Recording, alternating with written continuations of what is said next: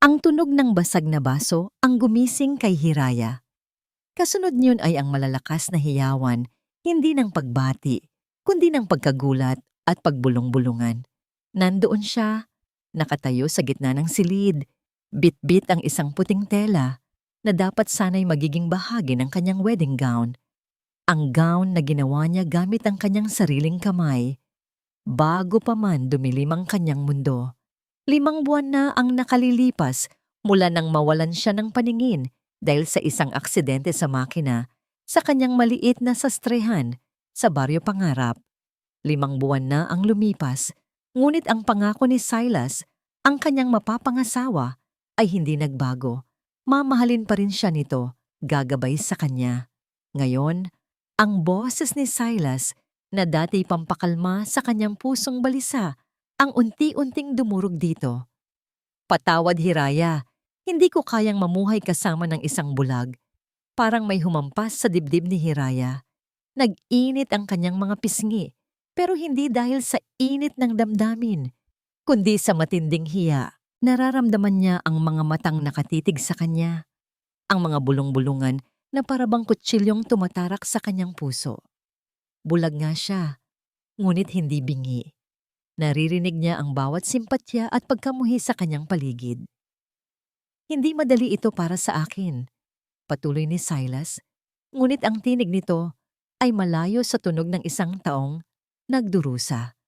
Ngunit kailangan kong maging totoo.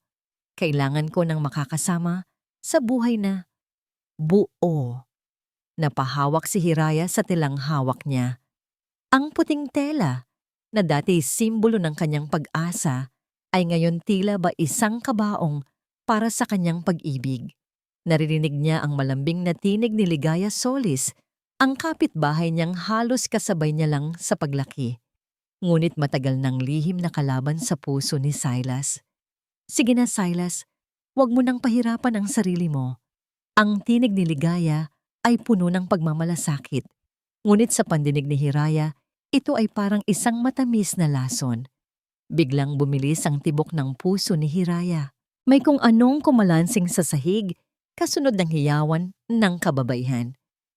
Oh my gosh, ang sing-sing! Ligaya, pakakasalan mo ba ako? Ang boses ni Silas, puno ng pagmamahal, ay umalingaw-ngaw sa buong silid. Isang matunog na, "Oh!" ang isinagot ni Ligaya, na sinundan ng palakpakan at bulungan ng pagbati. Bumagsak si Hiraya. Ang kanyang mga tuhod ay nanginig at nawalan ng lakas. Ang puting tela ay nalaglag sa sahig, kasabay ng pagbagsak ng kanyang mga pangarap. Nanginginig ang kanyang mga kamay. Naramdaman niya ang malamig na sahig sa ilalim ng kanyang mga palad. Gusto niyang sumigaw, gusto niyang magwala. Ngunit tanging luha lamang ang lumabas sa kanyang mga mata. Mga luhang hindi nakikita ang mundong nanlait sa kanya. Ang mundo ay nakikita siya, ngunit siya ay bulag. Ito ang pinakamalaking pagtataksil na kanyang naranasan.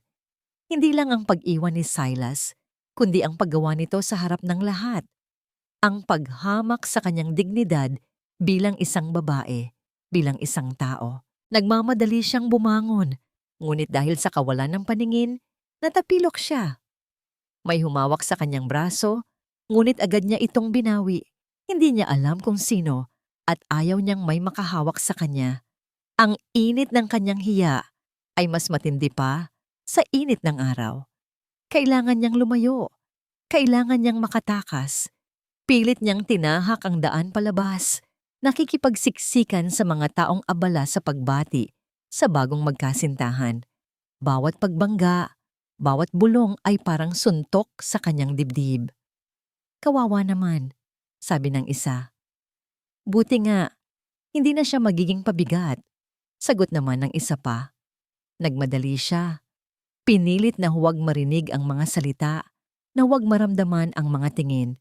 Ngunit paano mo iiwasan ang mga salita kung ang iyong pandinig ang tanging nag-uugnay sa iyo sa mundo?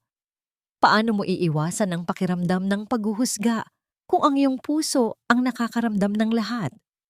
Bumukas ang pinto. Ang sariwang hangin sa labas ay tila ba isang malakas na sampal sa kanyang mukha. Lumabas siya sa kahanay ng kalsada, walang patutunguhan, walang makita. Ang tanging naririnig niya ay ang malakas na pagtibok ng kanyang puso at ang pag-iyak ng kanyang kaluluwa. Silas, paano mo nagawa ito sa akin? Sumigaw siya, ngunit ang kanyang tinig ay nilamon ng ingay ng trapiko. Walang sumagot, wala namang makakarinig sa kanya. Naglakad siya ng mabilis, ng walang direksyon, ng walang paki. Narinig niya ang busina ng sasakyan, ngunit huli na ang lahat. Isang malakas na ilaw ang humampas sa kanyang paningin o sa kanyang pagkakarinig. Dahil sa dilim ng kanyang mundo, ang ilaw ay nagiging tunog. Natumba siya. Ang sakit ng pagtama ay umaling-ongaw sa kanyang katawan. Nakakalat ang mga gamit niya, pati na ang telang kanyang hawak kanina. May biglang humawak sa kanya.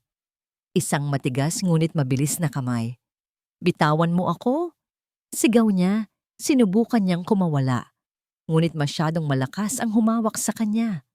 "Manahimik ka," sabi ng isang tinig, malalim at malamig.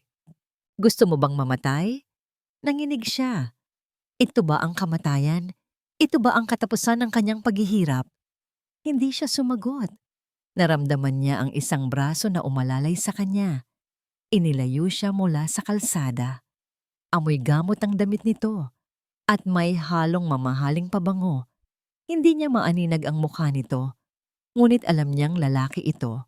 Ang kanyang mga mata ay nanatiling blangko, walang kakayahang makakita. "Sino ka?" tanong niya. Ang kanyang boses ay pabulong. "Hindi mahalaga kung sino ako," sagot ng tinig. "Ang mahalaga ay buhay ka. At kung patuloy kang magpapakamartir sa kalsada, hindi ka magtatagal." Ang boses na yon ay may awtoridad. Hindi iyon ang boses ng isang taong nagmamalasakit, kundi ng isang taong praktikal. Inilagay siya ng lalaki sa tabi ng kalsada, sa isang bangko. Narinig niya ang tunog ng isang sasakyan na huminto. Bumukas ang pinto. "Sumama ka sa akin," sabi ng lalaki. "Saan?" "Kung saan ka makakakuha ng tulong." Nag-alinlangan si Hiraya. Sino ang lalaking ito? Bakit niya siya tinutulungan? Ngunit ano pa ba ang mawawala sa kanya? Wala na siyang makita, wala na siyang pag-asa, wala na siyang Silas. "Hiraya Talavera?" tanong ng lalaki. Tila may nabasa ito sa kanyang pitaka. Nagulat si Hiraya. "Paano mo nalaman ang pangalan ko?" "Kilala ko ang halos lahat ng mahuhusay na sastre sa Maynila at sa kalapit probinsya," sagot nito. "Dr. Amihan Lazaro, ikaw ang tinulungan ko at kailangan mo ng doktor." Dr. Amihan Lazaro, kilala niya ang pangalan na iyon, ang nagmamay-ari ng Skyline Medical Center, ang pinakamalaking ospital sa bansa. Isang batikang doktor at isang bilyonaryo. Inalalayan siya ni Dr. Amihan papasok sa sasakyan. Ang loob ay malinis, mabango, at tahimik. Pakiramdam niya ay nasa ibang mundo siya. "Maaari mong maibalik ang iyong paningin," sabi ni Amihan, na tila ba nabasa ang kanyang isip. Napahawak si Hiraya sa kanyang dibdib ang salitang iyon. Paningin. Ito ang tanging bagay na gusto niya. Ang makita muli ang mundo. Ang makita si Silas at Ligaya sa kanilang pagtataksil. "Paano?" tanong niya. "May kakayahan ang aming ospital na gawin iyon," paliwanag ni Amihan. Ngunit may kondisyon. Huminto ang sasakyan. Narinig niya ang tunog ng pagbukas ng pinto. "Ano ang kondisyon?" tanong niya. Kinakabahan. "Pakakasalan mo ako." Parang tumigil ang mundo ni Hiraya. Napalingon siya sa pinanggalingan ng boses kahit wala siyang makita. "Ano?" "Pakakasalan mo ako. Kailangan ng aking anak na si Tala ng isang ina. At sa sitwasyon mo ngayon, Hiraya, kailangan mo ng proteksyon at tulong. Walang may alam sa ating magiging kontrata. Sa labas, tayo ay isang mag-asawa. Sa loob, mananatili tayong may sariling buhay. Tutulungan kitang makita muli. At kapalit niyon, maging ina ka kay Tala. Hindi para sa pag-ibig, kundi para sa isang obligasyon. Sa sandaling makita mo muli at makapag-ipon ka para makapagsimula, maaari kang lumaya. Nag-isip si Hiraya. Ang pagtataksil ni Silas ay sariwa pa sa kanyang isip. Ang kahiyan, ang sakit. Gusto niyang makita. Gusto niyang makita ang mukha ni Silas, ang mukha ni Ligaya. Gusto niyang makita ang mundo, hindi lang para sa sarili niya, kundi para makita ang katotohanan. Ngunit ang magpakasal sa isang estranghero? Isang kasal na walang pag-ibig? Isang kontrata? Ito ba ang kapalaran ng isang bulag at niloko? Ito lamang ang tanging paraan para makalaya ka sa dilim, Hiraya. Ang tanging paraan para makita mo ulit ang mundo. Ang boses ni Amihan ay malamig, ngunit ang mga salitang iyon ay parang ilaw na bumutas sa kanyang madilim na mundo. Sa katahimikan ng gabi, sa gitna ng kanyang kawalan ng paningin at puso, isang salita lamang ang lumabas sa kanyang bibig, isang desisyong nagbago ng lahat. Tinatanggap ko.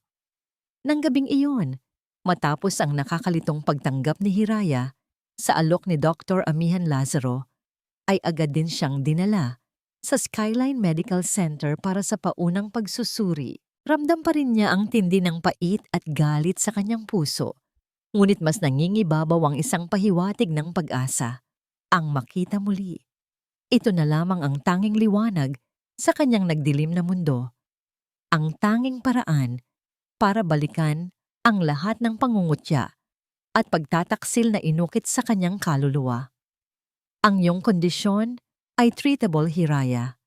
Sa loob ng ilang linggo, magkakaroon ka na ng pagkakataong makakita muli. Ang sabi ni Amihan sa isang malamig, propesyonal na tono, habang siya'y inalalaya nito palabas ng ospital kinabukasan. Ang bawat salita nito ay tila ba galing sa isang aklat ng medisina. Walang damdamin, puro katotohanan. Ngayon, nakaupo si Hiraya sa backseat ng isang mamahaling sasakyan kasama si Amihan. Ang aircon ay nanunuot sa kanyang balat, ngunit ang lamig ay hindi kasing tindi ng kanyang nararamdaman sa piling ng lalaking ito. Ang usapan nila'y tungkol lamang sa mga kondisyon ng kanilang kasunduan, hindi tungkol sa damdamin. Hindi mo kailangang magpanggap na may pagmamahal sa akin, Hiraya, sabi ni Amihan nang makalayo na sila sa ospital. Ang tanging inaasahan ko sa iyo ay ang maging isang disenteng ina kay Tala at ang manatili sa iyong lugar bilang aking asawa sa publiko lamang. At ano naman ang magiging lugar ko sa buhay ninyo, Dr. Lazaro? Tanong ni Hiraya. May bahid ng hinanakit sa kanyang boses. Isang kasambahay na may titulo ng asawa? Hindi. Ikaw ang magiging Mrs. Lazaro, ang asawa ko, ang ina ni Tala. Mayroon kang sariling silid at lahat ng pangangailangan mo ay ibibigay. Ngunit ang pag-ibig, wala iyan sa kasunduan natin. Ang mga salita nito ay tila ba hinahati ang kanyang puso. Ito ang inaasahan niya. Ngunit masakit pa ring marinig ng direkta. Sa kabila ng kanyang bulag na mga mata, naramdaman ni Hiraya ang pagbabago sa kapaligiran.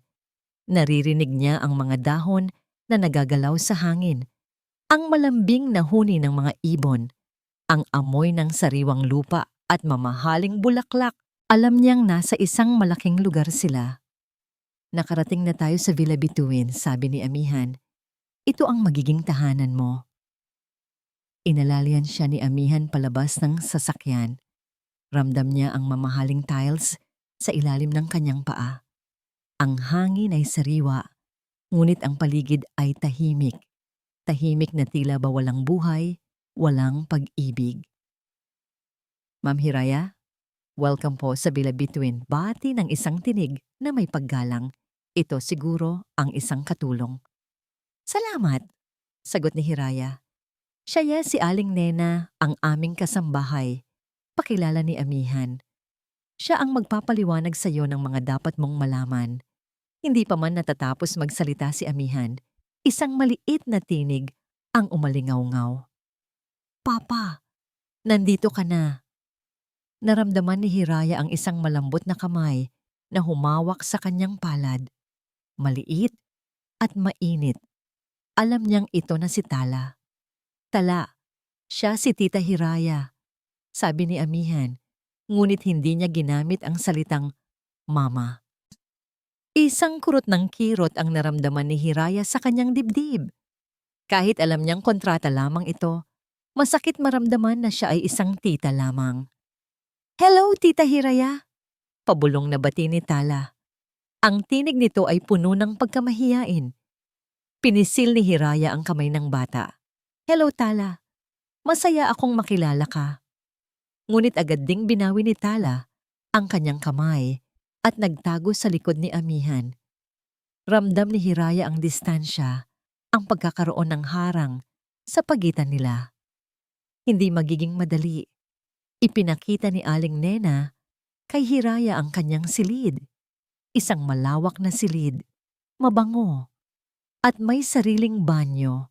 Ngunit sa kabila ng lahat ng karangyaan, ramdam ni Hiraya ang lamig. Hindi ito ang kanyang tahanan. Ito ay isang hawla na may ginto ang mga rehas. May mga panuntunan po dito sa bahay, Ma'am Hiraya, paliwanag ni Aling Nena habang inilalagay ang kanyang mga gamit. Ayaw po ni Sir Amihan ng masyadong maingay at lagi po siyang nasa opisina o sa ospital. Mahirap po siyang lapitan. Para kay Hiraya, parang isang malaking robot si Amihan. Ang ganda ng katawan, ang talino, ang kapangyarihan, ngunit walang puso. O kung meron man, malalim na nakatago sa loob. Kinabukasan, habang nasa sala si Hiraya, pilit na ginagalugad ang bawat sulok ng bahay sa kanyang bulag na paraan, narinig niya ang boses ni Amihan na nag-uusap sa telepono. Kailangan nating panatilihing tahimik ang lahat. Walang dapat makaalam tungkol sa nangyari kay Emilia. Ang pinakamahalaga ay protektahan si Tala. Emilia? Ito ba ang pangalan ng yumaong asawa ni Amihan? May kung anong nagdulot ng pagdududa sa isip ni Hiraya. Anong nangyari kay Emilia? Bakit kailangan itong itago? Kung normal na pagkamatay, bakit kailangan ng ganitong paglilihim? Ang boses ni Amihan ay seryoso at may bahid ng pag-aalala. Pilit na lumapit si Hiraya. Ngunit nang marinig siya ni Amihan, ay agad nitong ibinaba ang telepono. Anong ginagawa mo dito, Hiraya? Tanong ni Amihan. Ang kanyang tinig ay may bahid ng pagkairita. Naglalakad-lakad lang po ako, sagot niya. Naramdaman ng pag-init ng kanyang pisngi. Alam niyang narinig niya ang usapan nito. Hindi na nagtanong pa si Amihan. Maghanda ka, may pupuntahan tayo.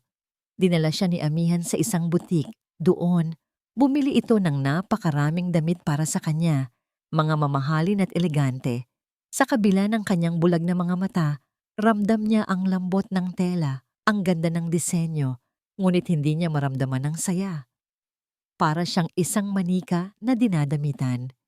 Habang hinihintay niya si Amihan sa loob ng sasakyan, binuksan ni Aling Nena ang radyo. Isang balita ang umalingaw-ngaw. Milyonaryong negosyante na si Silas Alvarez at ang kanyang bagong asawa, ang socialite na si Ligaya Solis, nag-anunsyo ng kanilang pagbubukas ng bagong investment firm sa Makati. Parang may humampas na kidlat kay Hiraya. Ang pangalan ni Silas, ang pangalan ni Ligaya. Sila, masaya, may bagong negosyo, habang siya bulag at kasal sa isang estranghero. Kumuyom ang kanyang mga kamao. Ang galit ay muling bumalik, mas matindi kaysa dati. Kailangan niyang makita. Kailangan niyang makita ang mukha ng mga nagtaksil sa kanya. Kailangan niyang makita ang mundo. Kailangan niyang hanapin ang hustisya. Nang makabalik sila sa Villa Bituin, dumiretso si Amihan sa kanyang opisina. Sinundan siya ni Hiraya. Narinig niya ang pag-upo nito sa swivel chair. Lumapit siya sa direksyon ng tunog. Dr. Lazaro? Tawag niya. Ano yon, Hiraya? Kailan po ako operahan? Tanong niya. Ang kanyang tinig ay puno ng pagmamadali. Gusto ko nang makita. Bahagyang natahimik si Amihan. Magplano ako ng PET sa lalong madaling panahon. May ilang paunang pagsusuri pa tayong kailangan. Mas mabilis, mas mabuti, sabi ni Hiraya. Hindi lamang para sa kanyang paningin, kundi para rin sa kanyang plano. Tumalikod si Hiraya, naghahanap ng pinto. Ang kanyang kamay ay napahawak sa isang mesa. May nararamdaman siyang isang bagay na matigas. Dahan-dahan niyang hinaplos. Isang frame, isang larawan. Ngunit sino ang nasa larawan? Huwag mong hawakan niyan, sabi ni Amihan. Ang kanyang tinig ay malamig. Ngunit huli na ang lahat. Naramdaman ni Hiraya ang malamig na salamin ng larawan. Ang hugis ng isang babae. Ang kanyang yumaong asawa. Bakit hindi niya ito kailanman binabanggit? Bakit parang isang malaking lihim ang kanyang buhay? Ang pagdududa sa puso ni Hiraya ay mas lalong lumalim. Ano ang tinatago ng lalaking ito? Ano ang dahilan sa likod ng kanyang paglilihim? Bukod sa paghahanap ng ina para kay Tala. Ang mga sumunod na araw ay lumipas na tila ba isang mahabang panaginip para kay Hiraya. Isinailalim siya sa iba't ibang pagsusuri sa ospital ni Dr. Amihan Lazaro. Bawat pagdalaw niya roon ay pakiramdam niya'y isa siyang proyekto. Hindi isang pasyente na may karamdaman sa mata, kundi isang kasunduan na kailangang matupad. Ang bawat pagtatangka ni Amihan na maging profesional ay mas lalo lamang nagbibigay diin sa kawalan ng damdamin sa kanilang ugnayan. Ang kanyang buhay sa Villa Bituin ay magulo rin. Si Tala ay nanatiling mahiyain. Palaging nasa likod ng kanyang ama. At si Hiraya naman ay pilit na ginagalugad ang malawak na bahay. Umaasang makakita ng anumang pahiwatig tungkol sa misteryosong nakaraan ni Amihan. Ngunit sa lahat ng iyon, ang tanging nagbibigay lakas sa kanya ay ang pangako ng pagkakakita. Dumating ang araw ng operasyon. Kinakabahan si Hiraya, ngunit mas nangingibabaw ang pananabik. Nakahiga siya sa operating table, naririnig ang malalim na boses ni Amihan na nagbibigay ng instruksyon sa kanyang mga assistant. Amoy gamot ang buong silid at ang lamig ng hangin ay bumalot sa kanya. Pikit ang kanyang mga mata, hinihintay ang sandali. Handa na ba, Hiraya? Tanong ni Amihan. Ang kanyang tinig ay malapit sa kanyang tainga. Tumango siya. Opo, Dr. Lazaro. Handa na ako. Naramdaman niya ang malamig na kagamitan sa kanyang mga mata. Narinig niya ang tunog ng makina at pagkatapos, wala na siyang narinig. Tila ba lumipad ang kanyang kaluluwa sa kawalan.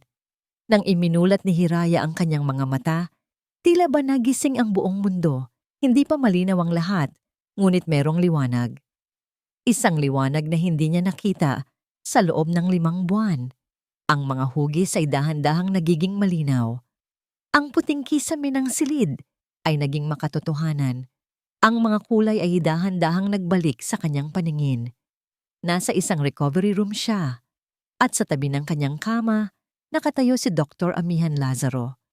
Hindi niya ito nakita noon, ngunit ngayon, sa wakas, nakita niya ito. Ang matikas na figura, ang matatalim na mga mata, ang tuwid na tindig. Mayroong kakaibang ganda sa lalaking iyon. Isang ganda na may bahid ng kalungkutan na nakatago sa likod ng kanyang seryosong mukha. Nanginig ang kanyang labi. Dr. Lazaro, nakakakita na ako. Ang kanyang boses ay pabulong, puno ng pagkamangha. Tumango si Amihan, isang maliit na ngiti, ang sumilay sa kanyang labi. Hindi iyon ngiti ng pag-ibig, kundi ng tagumpay bilang isang doktor. Sabi ko sa iyo, Hiraya, sa tulong ng medisina, walang imposible. Ang kanyang mga mata ay nanatili kay Amihan, ngunit pagkatapos, naramdaman niya ang isang maliit na paghila sa laylayan ng kanyang damit. Lumingon siya. Si Tala. Nakatayo ito sa tabi ni Amihan, nakatago sa likod ng kanyang ama. Ngunit ngayon ay hindi na ito makakakilos. Nakita niya ang maliit na mukha ng bata, ang kanyang malalaking mata, at ang ngiti na sumilay sa kanyang labi. Tala. Ang kanyang boses ay nanginginig. Ito ang unang pagkakataon na nakita niya ang anak ng kanyang asawa. Ang bata na kailangan ng isang ina. Ang ganda-ganda mo. Biglang lumapit si Tala at niyakap siya ng mahigpit. Mama Hiraya. Nagulat si Hiraya. Ito ang unang pagkakataon na tinawag siya ni Tala ng mama. Niyakap niya pabalik ang bata. Ang kanyang mga mata ay namasa-masa. Ang init ng yakap ni Tala ay tila ba pumawi sa lahat ng lamig na naramdaman niya sa Villa Bituin. Ngunit ang saya ay panandalian lamang. Nang makabalik siya sa Villa Bituin, inutusan siya ni Amihan na magpahinga. Habang nasa kanyang silid, nakita niya ang isang mamahaling magazine sa mesa. Nag-atubili siya, ngunit sa huli ay kinuha niya ito. Dahan-dahan niyang binuksan ang pahina. At doon, nakita niya ito. Ang larawan ni Silas Alvarez at Ligaya Solis. Nakangiti sila, magkahawak kamay, sa isang engrandeng kasal. Ang balita ay tungkol sa kanilang bagong negosyo at ang kanilang perpektong pag-ibig. Nag-init ang kanyang mga pisngi. Ang kanyang puso ay kumalabog ng malakas.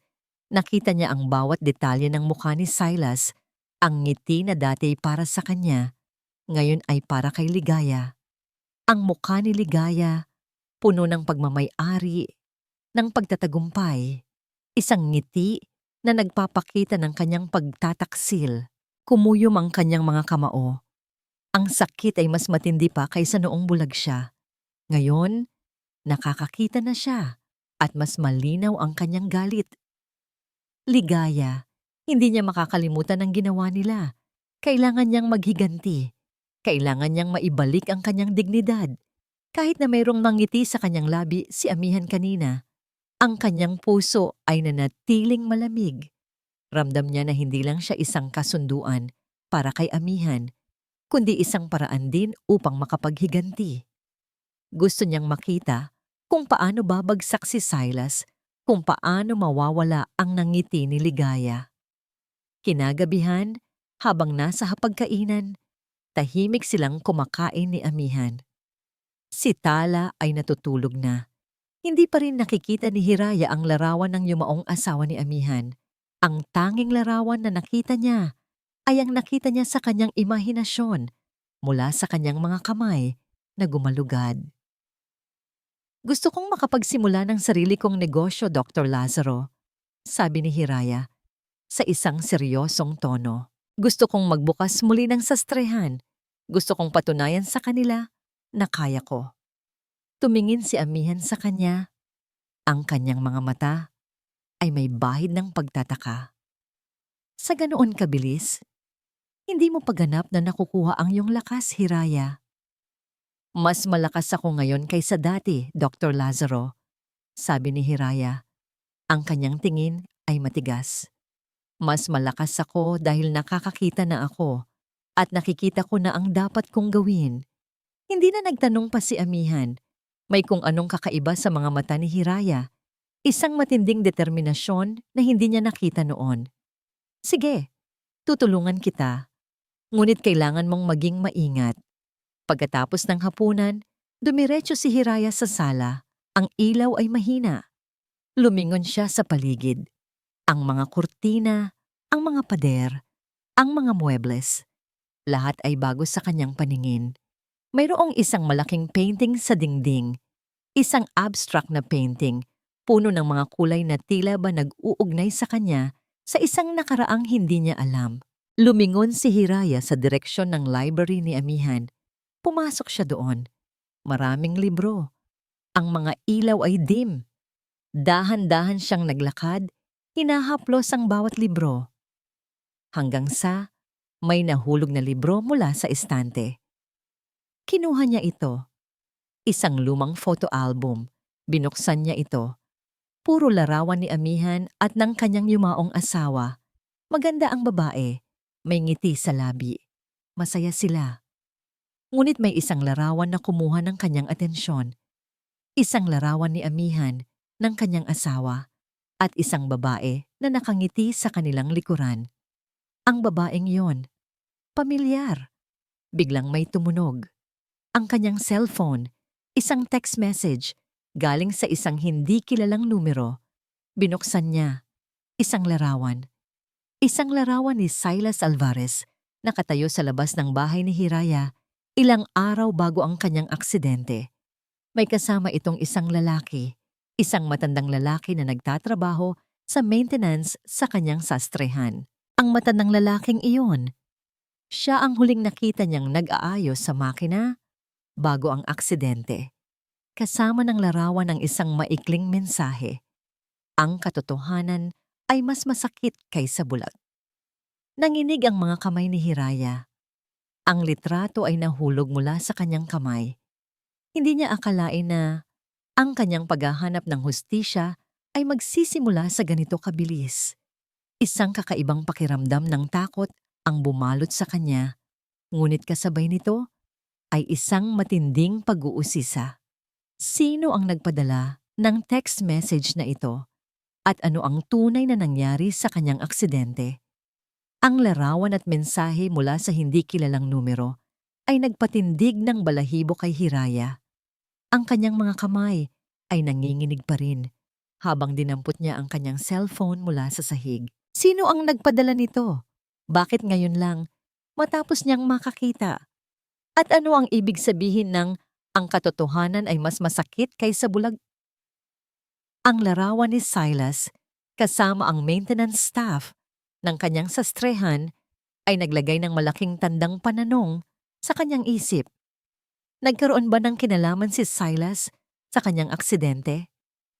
Ang ideyang ito ay nagpainit ng kanyang dugo, nagpaliyab ng apoy ng galit at pagdududa sa kanyang puso. Ang pagtataksil ay isa na, ngunit ang posibleng pananakit ay isa ng ibang usapan. Kinabukasan, pilit na kumilos si Hiraya ng normal. Ayaw niyang mapansin ni Amihan ang kanyang pagkabahala. Nagpasiya siyang tahimik na mag-imbestiga. Sa umaga, habang nasa hapagkainan, tahimik si Amihan na nagbabasa ng dyaryo, habang si Tala naman ay abala sa pagkain ng kanyang cereal.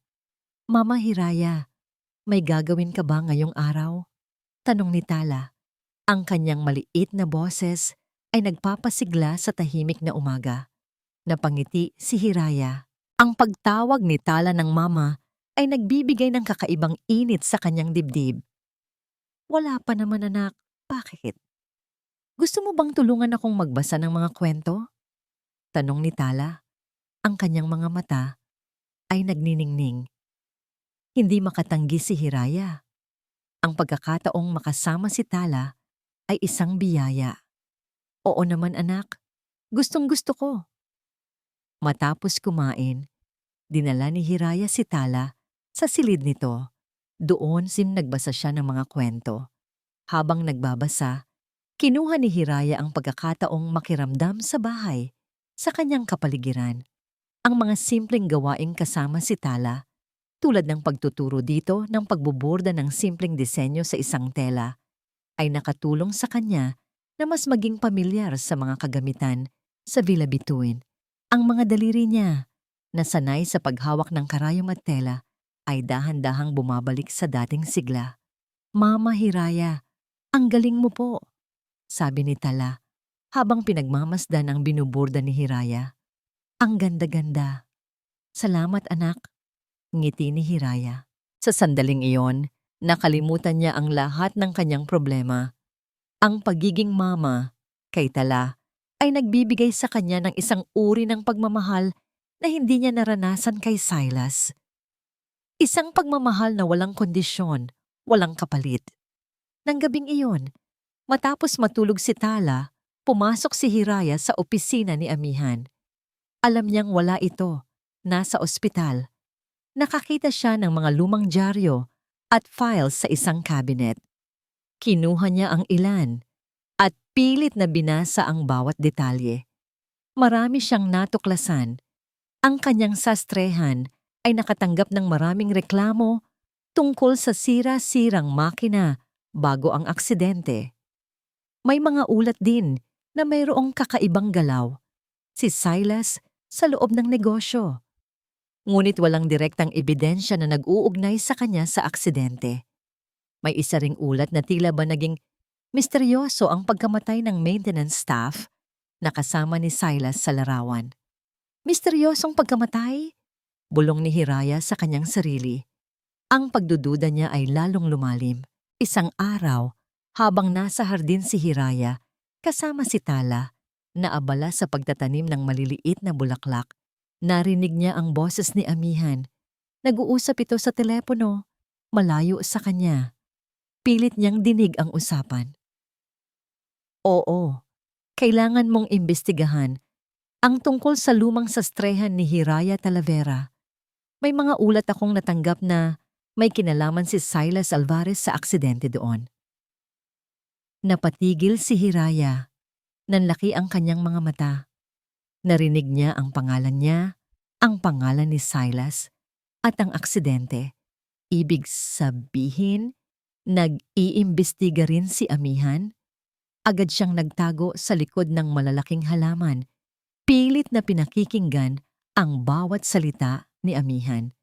Hindi ko maintindihan, patuloy ni Amihan. Masyadong maraming detalye ang tila ba nawawala. At ang pagkamatay ng maintenance staff, nagdulot ito ng mas malaking katanungan. Gusto kong malaman ang katotohanan, ngunit gawin mo ito ng tahimik. Ayaw kong may makaalam. Biglang huminto si Amihan sa pagsasalita. Mukhang may papalapit. Nagmamadali si Hiraya na lumayo.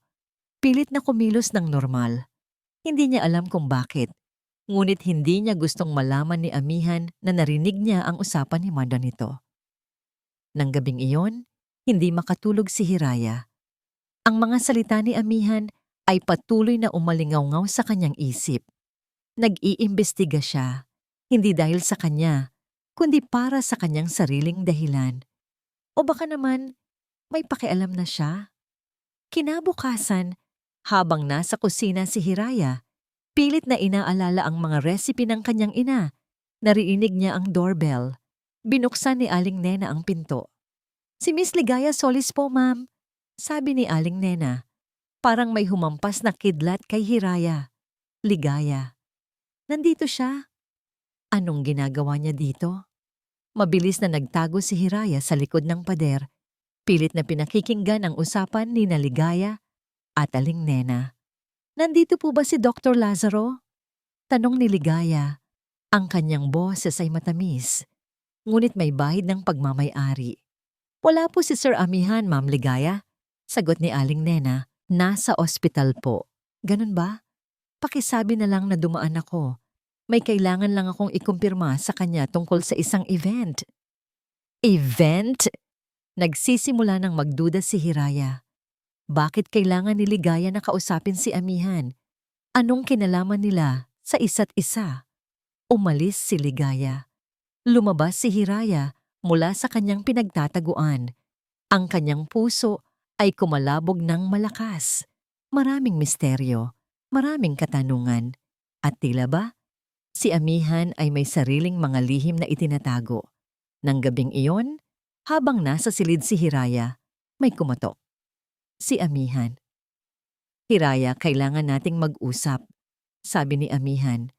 Ang kanyang tinig ay seryoso. Kinabahan si Hiraya. Alam ba niya na narinig niya ang usapan nito sa telepono? Tungkol saan, Dr. Lazaro? Tungkol sa aksidente mo. Narinig ni Hiraya ang kanyang sariling pagtibok ng puso. Handa na ba siya sa katotohanan? May nakita akong kakaiba sa mga ulat, patuloy ni Amihan. Ang aksidente sa makina ay hindi lang simpleng aksidente. At ang pagkamatay ng maintenance staff na nag-ayos sa makina mo, hindi rin ito normal. Tinitigan ni Hiraya si Amihan. Ang kanyang mga mata ay nanatili sa kanya. Hindi niya alam kung ano ang dapat niyang sabihin.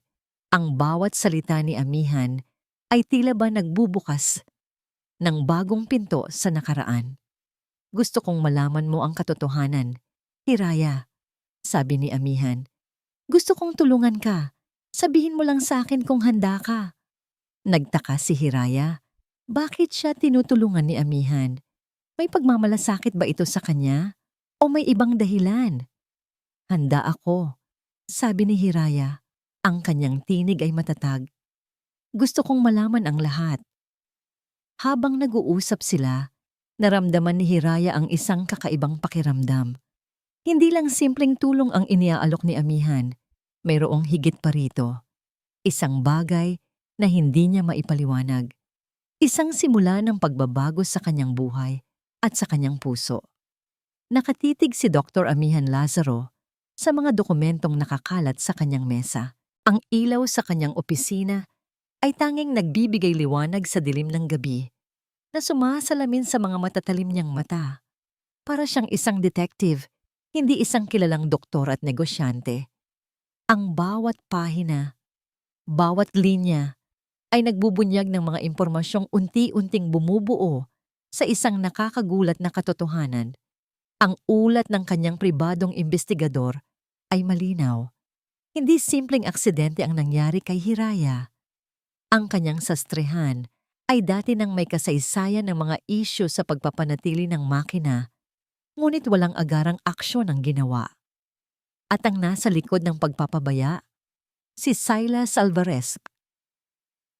Binasa ni Amihan ang isang lumang memorandum na nagpapakita na si Silas bilang partner sa negosyo ni Hiraya, bago pa man maging exclusively hers, ay nag-aproba ng pagbabawas ng pondo para sa maintenance at safety protocols upang mapataas ang profit margin.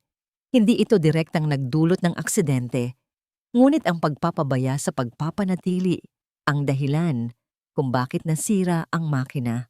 At ang pagkamatay ng maintenance staff na kasama ni Silas sa larawan ay hindi rin naimbestigahan ng husto. Tila ba may gustong itago? Kumuyom ang kamao ni Amihan. Isang alon ng galit ang bumalot sa kanya. Hindi para sa sarili niya, kundi para kay Hiraya. Ang pagtataksil na ginawa ni Silas ay hindi lang emosyonal, kundi pisikal din. Ang pagnanakaw ng paningin ni Hiraya ay hindi lang isang trahedya, kundi isang krimen na may kinalaman si Silas. Pinindot niya ang intercom. Aling Nena, pakihanda po ang sasakyan. May pupuntahan kami ni Hiraya at Talabukas. Abala si Amihan sa pag-iimbestiga, ngunit hindi rin niya maiwasang mapansin ang pagbabago kay Hiraya. Mula nang makakita ito, tila ba nagkaroon ng bagong buhay sa mga mata nito. Nagiging mas komportable na ito sa Villa Between at ang bawat ngiti ni Tala ay nagpapalambot sa puso nito. Kinabukasan, dinala ni Amihan si Hiraya at Tala sa isang parke. Ang araw ay maliwanag at ang hangin ay sariwa. Gusto niyang bigyan ng ordinaryong araw ang kanyang pamilya, isang bagay na hindi niya nagawa para sa kanyang yumaong asawa. Mama Hiraya, tingnan mo ang butterfly! Sigaw ni Tala habang tumatakbo ito papalapit sa isang bulaklak. Ngumiti si Hiraya at sumunod sa bata. Ang kanyang mga mata ay nagniningning sa tuwa habang tinuturo ang bawat kulay ng bulaklak. Nakita ni Amihan ang kanyang mga mata, ang kanyang nanggiti, isang nanggiti na nagpapakita ng kaligayahan, hindi ng kapaitan. Umupo si Amihan sa isang bench. Pinagmamasdan silang mag-ina.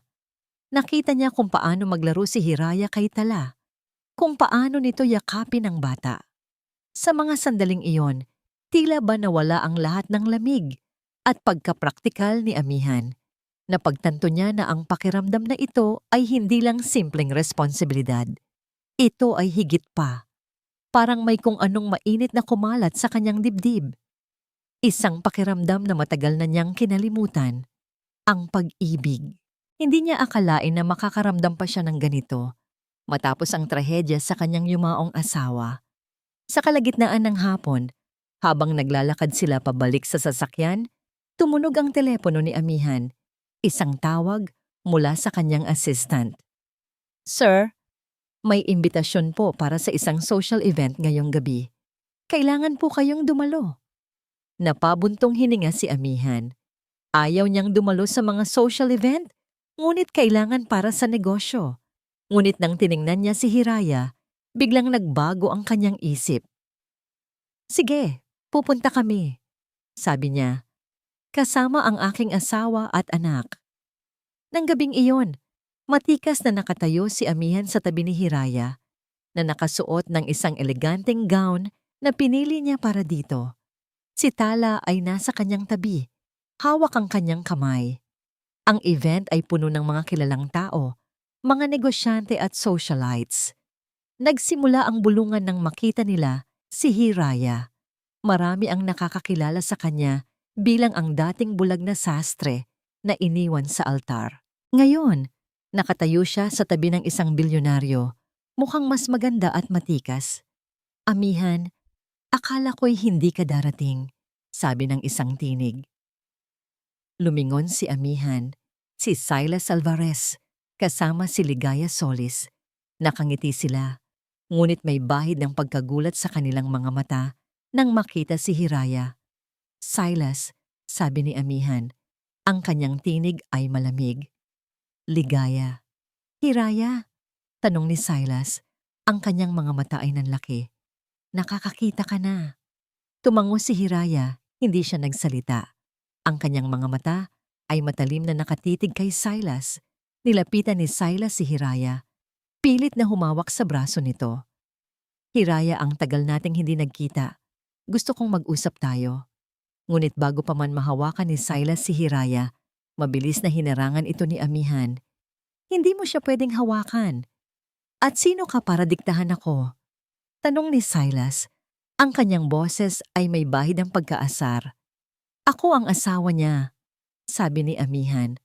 Ang kanyang tinig ay may awtoridad at hindi ko hahayaan na may manakit sa kanya. Nagulat si Silas. Maging si Ligaya ay nanlaki ang mga mata. Asawa? Tanong ni Ligaya. Ang kanyang ngiti ay biglang nawala. Amihan, ano ang ibig sabihin nito?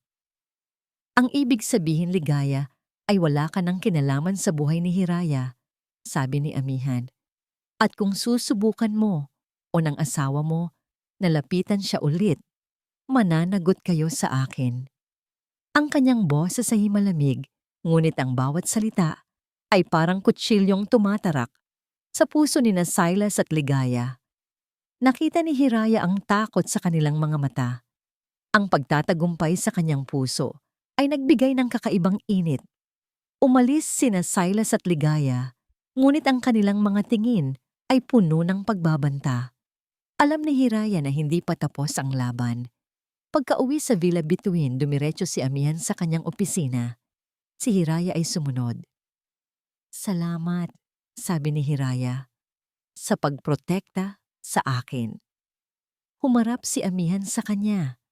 Ang kanyang mga mata ay matalim, ngunit may bahid ng lambing. Responsibilidad ko yon. Hindi ko hahayaan na may manakit sa'yo. May kung anong kakaiba sa mga salita ni Amihan. Hindi na lang ito tungkol sa kontrata. Mayroong higit pa. Pagkatapos ng ilang oras, habang si Amihan ay abala sa kanyang mga papeles, isang tawag ang dumating. Hindi kilalang numero. Nag-atubili siya, ngunit sinagot niya pa rin. Dr. Lazaro, sabi ng isang boses, may bahid ng pagbabanta at binaluktot na tunog. Hindi mo dapat pinakikialaman ang nakaraan ni Hiraya Talavera. Mas mabuti kung ititigil mo ang iyong investigasyon. Kung hindi, baka magkaroon ng aksidente si Tala. Nanlamig ang dugo ni Amihan. Ang kanyang puso ay kumalabog ng malakas. Ang kanyang mga mata ay nanlaki sa galit. Hindi niya hahayaan na may manakit sa kanyang anak. At lalong hindi niya hahayaan na may manakit kay Hiraya. Kumuyom ang kamao ni Amihan. Humigpit ang hawak sa telepono. Halos madurog ito. Ang kanyang mga mata ay puno ng matinding galit, ng pagnanais na pumatay. Hindi na ito tungkol sa nakaraan. Ito na ay tungkol sa proteksyon. Ang pagbabanta sa telepono na natanggap ni Amihan ay nagdulot ng alon ng pag-aalala kay Hiraya. Bagaman hindi niya narinig ang buong usapan, narinig niya ang matalim na reaksyon ni Amihan, ang paghigpit ng hawak nito sa telepono. Alam niyang may kung anong malalim na problema ang kinakaharap nila. Ngunit sa pagitan ng kanilang kasunduan at ang tunay na lumalagong damdamin sa kanyang puso, hindi niya alam kung paano dapat umasa. Kinabukasan, isang buke ng puting rosas ang dumating sa Villa Bituin. Walang pangalan ng nagpadala, ngunit may isang maliit na card. Binuksan ito ni Hiraya. Ang kanyang mga mata ay nanlaki nang mabasa ang nakasulat, "Hiraya, patawarin mo ako. Namimiss kita. Silas." Kumuyom ang kanyang kamao. Silas, ang lalaking sumira sa kanyang mundo, ngayon ay nagpapanggap na nagsisisi. Nag-atubili siya, ngunit sa huli ay pinunit niya ang sulat. Ang mga piraso ng papel ay lumipad sa hangin, kasabay ng kanyang galit. Ngunit sa kabila ng galit, mayroong kakaibang pakiramdam ng pagkabahala ang kumalat sa kanyang dibdib. Hindi niya mapigilan na isipin na ito ay simula pa lamang ng mas malalim na problema. Nang araw ding iyon, habang nag-scroll si Hiraya sa kanyang social media feed, bumungad sa kanya ang mga balita tungkol sa kanyang biglaang kasal kay Dr. Amihan Lazaro. Ang dating bulag na sastre, ngayon ay asawa ng bilyonaryo, pera o pag-ibig. Ang mga komento ay puno ng paghuhusga. Marami ang nagsasabing pinakasalan lang niya si Amihan dahil sa pera na niloko niya si Amihan. Ang ilan ay nagsasabing ginamit niya lang ang kalagayan niya para makakuha ng mayamang asawa. Ang kapal ng mukha. Iniwan ang dating kasintahan tapos lumandi sa bilyonaryo. Ang sakit siguro para kay Silas. Ngayon, siya naman ang niloko. Napaka-plastic. Alam naman nating lahat na dahil sa pera lang iyan. Napasinghap si Hiraya. Ang kanyang mga kamay ay nanginginig. Alam niyang ang mga balita na ito ay galing kay Ligaya. Ang pagkasuklam sa kanyang dibdib ay lumaki. Hindi lang ang paninira sa kanya, kundi ang paggamit ng kanyang nakaraan para balukturin ang katotohanan. Kinabukasan, habang nasa hapagkainan, tahimik si Hiraya. Hindi niya masabi kay Amihan ang tungkol sa mga balita. Ayaw niyang isipin nito na pinakialaman niya ang kanyang mga gamit o na inaatake siya ng mga kalaban. Ngunit bago pa man siya magsalita, bumaba si Amihan, bit-bit ang isang dyaryo. "Ano ito, Hiraya?" Tanong ni Amihan. Ang kanyang boses ay malamig.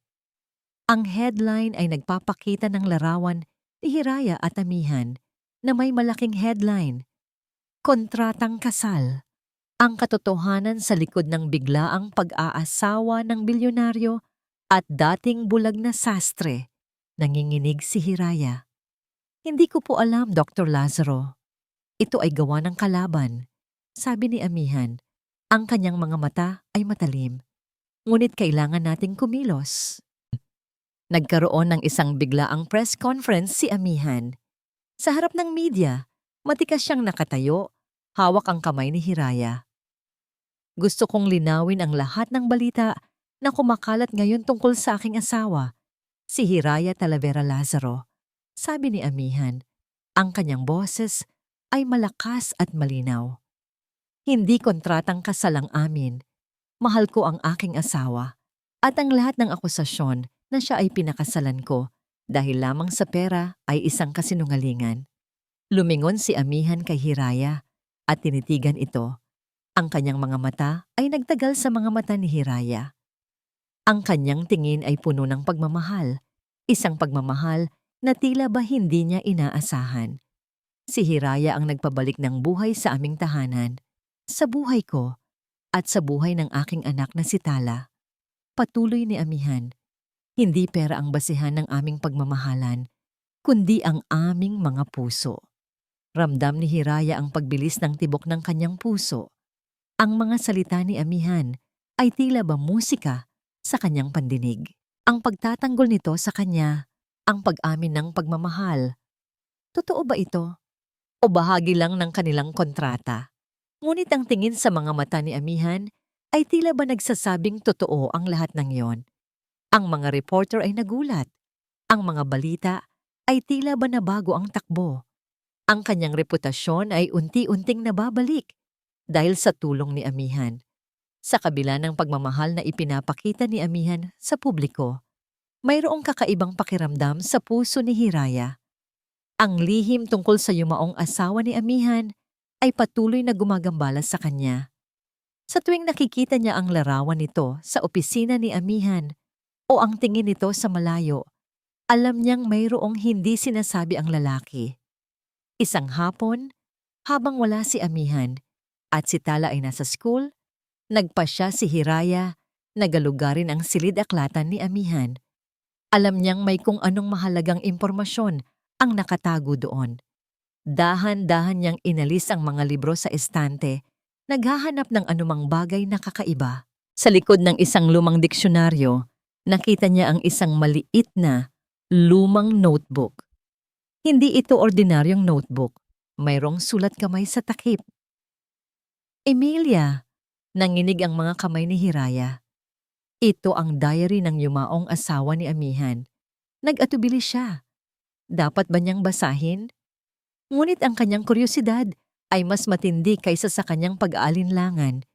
Binuksan niya ang diary. Ang mga pahina ay dilaw na at ang tinta ay kumupas na. Dahan-dahan niyang binasa ang mga nakasulat, mga pangarap, mga pag-asa, mga pagmamahal. Lahat ay nakasulat doon. Ngunit nang makarating siya sa huling bahagi ng diary, biglang tumindig ang kanyang balahibo. Amihan, patawarin mo ako. Alam kong hindi ko na kaya. Ang hirap ng pinagdadaanan natin. Alam kong mahal mo ako, pero ang totoo, hindi ako. Nagulat si Hiraya. Ang pahina ay biglang napunit. Ang mga salita ay naputol. Hindi ako. Ano? Ano ang hindi niya? Anong nangyari kay Emilia? Hindi siya namatay dahil sa sakit, tulad ng sabi ng lahat. May kung anong mas malalim na lihim. Naramdaman ni Hiraya ang pagbilis ng tibok ng kanyang puso. Nagkaroon siya ng pagkakataon na makakita muli. Ngunit ang kanyang mga mata ay nakakakita ng mas malalim na dilim. Ang diary ni Emilia ay tila ba isang pira-pirasong puzzle na naglalantad ng isang mas malaking misteryo. Sino si Emilia? Anong nangyari sa kanya? At anong kinalaman ni Amihan sa lahat ng ito? Ang kanyang tiwala kay Amihan ay biglang nagkaroon ng malaking butas. Sino ang lalaking ito? Ano ang itinatago niya? At bakit? Nadatnan ni Dr. Amihan Lazaro si Hiraya na nakatayo sa gitna ng kanyang library. Hawak ang lumang diary ni Emilia. Ang huling pahina, punit at may putol-putol na salita, ay tila ba isang hamon sa kanyang matagal ng itinagong lihim. Ang mga mata ni Hiraya, na dati puno ng pag-asa ng makakita muli, ngayon ay nagniningas sa galit at pagdududa. Isang pakiramdam ng takot ang bumalot kay Amihan. Hindi takot para sa kanyang sarili, kundi takot na mawala ang tiwala ni Hiraya at ang pag-asa ng bagong pamilya na unti-unti niyang binubuo. Ano ito, Amihan? Tanong ni Hiraya. Ang kanyang boses ay nanginginig sa galit. Hindi na siya gumamit ng Dr. Lazaro. Ito ay tanda ng isang malalim na personal na pagtataksil. Hindi ito ang sinabi mo. Hindi ako. Ano? Ano ang hindi niya, Amihan? Bakit mo itinago ang katotohanan? Napabuntong hininga si Amihan. Alam niyang dumating na ang araw na kinakatakutan niya. Ang araw na mabubunyag ang kanyang lihim at baka mawala ang lahat ng kanyang pinagsikapan. Dahan-dahan niyang nilapitan si Hiraya, pilit na pinapakalma ang sarili. Hiraya, pakinggan mo ako, sabi ni Amihan. Ang kanyang tinig ay nagtatangka na maging mahinahon, ngunit ang panginginig ng kanyang kamay ay nagpapakita ng kanyang pagkabahala. Hindi madali ito. Hindi madali? Tumawa si Hiraya, isang mapait na tawa. Hindi madali para sa akin, Amihan. Nagpanggap akong asawa mo. Nagpanggap na ina ni Tala. Habang ikaw naman ay may itinatagong malalim na lihim sa akin. Akala ko nagiging totoo na ang nararamdaman ko. Akala ko nagtitiwala ka na sa akin. Ang mga salita ni Hiraya ay tumarak sa puso ni Amihan. Tama siya. Niloko niya ito sa isang paraan. Ngunit ang kanyang dahilan ay hindi lamang para sa sarili niya. Umuwi ako ng gabi na yon at ang aking mundo ay gumuho. Sabi ni Amihan, nagsisimula ang kanyang kwento. Ang kanyang boses ay bahagyang nanginginig. Si Emilia. Namatay siya sa isang aksidente. Aksidente sa sasakyan. Napasinghap si Hiraya. Pero sa diary niya, hindi iyon ang nakasulat. Dahil hindi ito simpleng aksidente, Hiraya.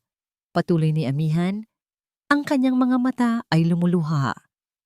Ito ay may kinalaman sa aking negosyo. May isang kumpanya na matagal nang karibal ng aming pamilya. Sinubukan nila akong takutin at si Emilia ang naging biktima.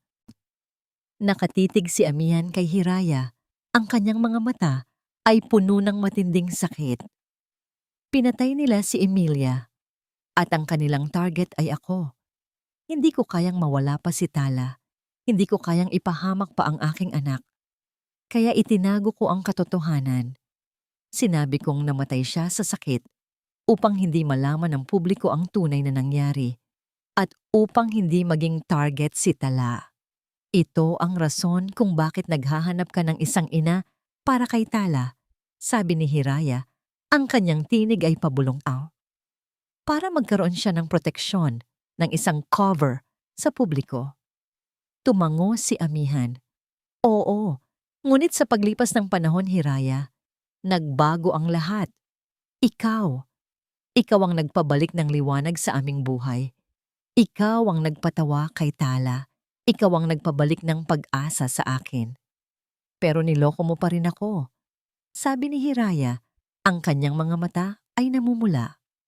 Dahil sa takot mo, idinamay mo ako sa isang bagay na hindi ko naman alam. Patawarin mo ako, Hiraya, sabi ni Amihan. Ang kanyang boses ay puno ng pagsisisi. Patawarin mo ako sa lahat. Ngunit hiling ko, intindihin mo sana ako. Naging bulag ako sa takot at ang tanging iniisip ko ay ang kapakanan ni Tala. Lumapit si Amihan kay Hiraya. Dahan-dahan, pilit na humawak sa kanyang kamay. Ngayon, nandyan ka na. Hindi na ako nag-iisa. Hindi na kami nag-iisa ni Tala. At sa pagkakataong ito, hindi ko nahahayaang may manakit pa sa ating pamilya. Tiningnan ni Hiraya ang mga mata ni Amihan. Nakita niya ang sakit, ang pagsisisi, at ang matinding pagmamahal. Ang kanyang galit ay unti-unting napalitan ng pag-unawa. Naramdaman niya ang init ng kamay ni Amihan sa kanyang kamay. Kailangan nating harapin ito ng magkasama. Sabi ni Hiraya, ang kanyang tinig ay matatag. Hindi lang ang mga kalaban mo, kundi pati na rin sina Silas at Ligaya. Dapat silang magbayad sa lahat ng ginawa nila. Isang ngiti ang sumilay sa labi ni Amihan. Salamat, Hiraya. Salamat sa pag-unawa. Hindi mo alam kung gaano mo ako napagaan. Niyakap ni Hiraya si Amihan. Ang kanilang pagyakap ay puno ng pag-unawa, ng pagpapatawad, at ng isang bagong simula. Ang kanilang pag-ibig na dati nabuo sa isang kasunduan, ngayon ay naging totoo at mas matibay kaysa dati. Ngayon, kailangan nating magplano, sabi ni Amihan. Alam na natin kung sino ang mga kalaban natin. Kailangan nating maging matalino. Gabi na.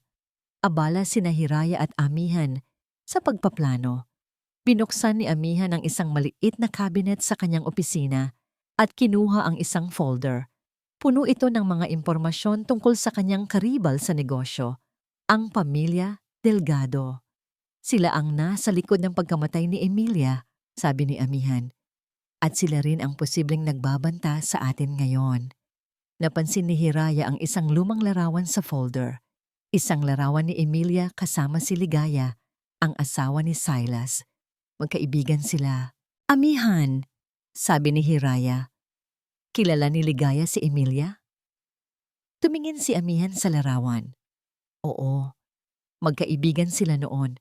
Ngunit matagal na silang hindi nagkikita. Bakit? May kutob ako, sabi ni Hiraya. Baka may alam si Ligaya sa nangyari kay Emilia o baka may kinalaman siya sa mga Delgado. Biglang tumunog ang telepono ni Amihan. Isang text message. Galing sa isang hindi kilalang numero. Nag-atubili siya, ngunit binuksan niya ito. Isang larawan.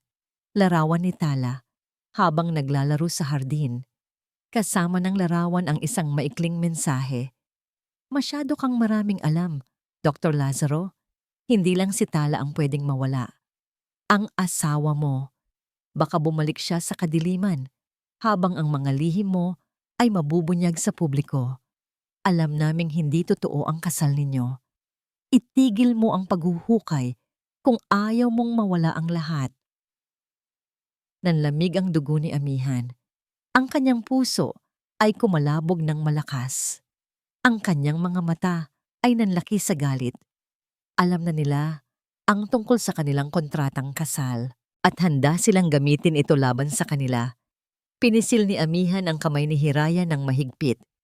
Hindi ko hahayaan na may manakit sa inyo. Hindi ko hahayaan na mawala kayo sa akin. Ang kanyang mga mata ay puno ng matinding galit at determinasyon. Ang laban ay nagsisimula na. Ang pagbabanta mula sa hindi kilalang numero ay tila isang malamig na kamay na humawak sa puso ni Hiraya. Alam niyang hindi ito biro. Ang kaalaman tungkol sa kanilang kontratang kasal at ang koneksyon ni Ligaya sa nakaraan ni Emilia ay nagbukas ng bagong antas ng panganib. Ngunit sa halip na matakot, isang kakaibang tapang ang bumalot sa kanya. Hindi na siya ang bulag na Hiraya na madaling talikuran. Ngayon, may pamilya na siyang kailangang protektahan at isang pag-ibig na kailangan niyang ipaglaban. Kinabukasan, nagsimula ang gulo. Isang sunod-sunod na mga headline ang bumulaga sa kanila. Mas matindi kaysa dati. Ang bilyonaryong doktor, inabuso ang posisyon. Misteryosong pagkamatay ng asawa, ngayon ay nabubunyag.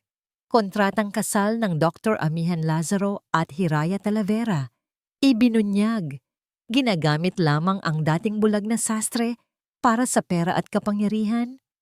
Emilia, ang unang asawa ni Dr. Lazaro, di raw namatay sa sakit? Isang malaking cover-up? Ang bawat salita ay parang suntok sa dibdib ni Hiraya. Hindi lang sila ang pinuntirya, kundi pati na rin ang reputasyon ni Amihan at ang malalim na sakit ng nakaraan. Ang pamilya Delgado, ang karibal ng mga Lazaro, ay tila ba naguhugas kamay habang ang lahat ng putik ay idinikit sa kanila. Nagkaroon ng mga biglaang press conference, puno ng galit ang mga mata ni Amihan habang sinasagot ang bawat akusasyon. Matapang siyang tumayo sa harap ng media, pilit na ipinagtatanggol ang kanyang sarili at si Hiraya. Ngunit ang bawat sagot niya ay tila ba lalo lamang nagbibigay ng gasolina sa apoy ng iskandalo. Ang mga akusasyon na ito ay walang basihan at gawa-gawa lamang ng mga taong may masamang hangarin. Sigaw ni Amihan sa isang press conference, "Minamahal ko ang aking asawa, si Hiraya, at ang aking anak. Handa akong patunayan ang aking pagiging inosente." Ngunit sa gitna ng lahat ng kaguluhan, isang kakaibang pakiramdam ang lumago sa loob ni Hiraya.